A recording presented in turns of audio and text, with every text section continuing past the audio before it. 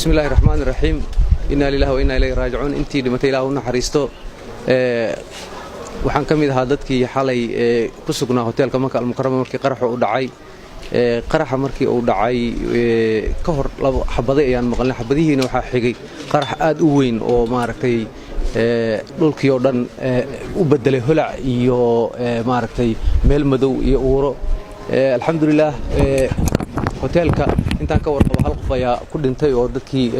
ka adeegay kamid ahaa laakiin inta dadka intiisa badan way ka badbaadeen waxaan kamid ahaa dadkii u soo baxay dhinaca qarax ka dhacay laamiga soo gudbay ayadoo maaragtay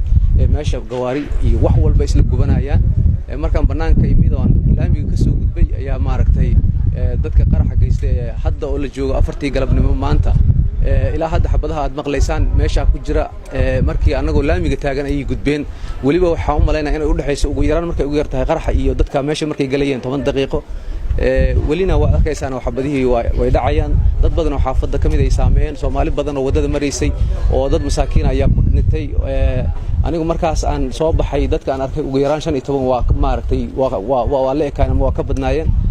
alxamdulillah dadka maaragtay Soomaaliyeed meesha ku dhamaaday waxaan leenahay Ilaahay u naxariisto inta dhaawacan Ilaahay u boogadayo runtii dad badan oo dhaawac la qaaday xalay dhan ay gurmad ka socday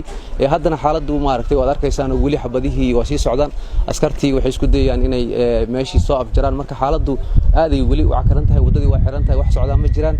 xaaladdu intaas ay ku sugan tahay aad u mahadsantiin